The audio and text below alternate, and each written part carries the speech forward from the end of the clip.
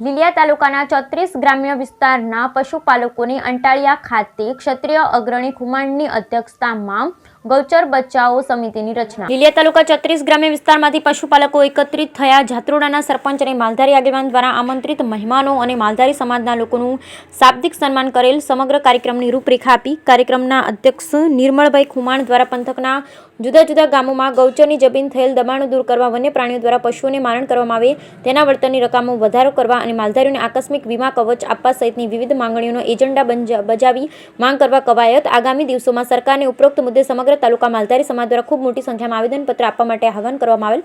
માલધારી સમાજની ઉપસ્થિતિમાં તાલુકા ગૌચર બચાવો સંઘર્ષ સમિતિની રચના કરવામાં આવી, જે સમગ્ર તાલુકામાંથી ગૌચર જમીનોમાં થયેલા દબાણો દૂર કરવા આયોજનબદ્ધ રજૂઆત કરશે। Bureau report Natwarlal Bhatia.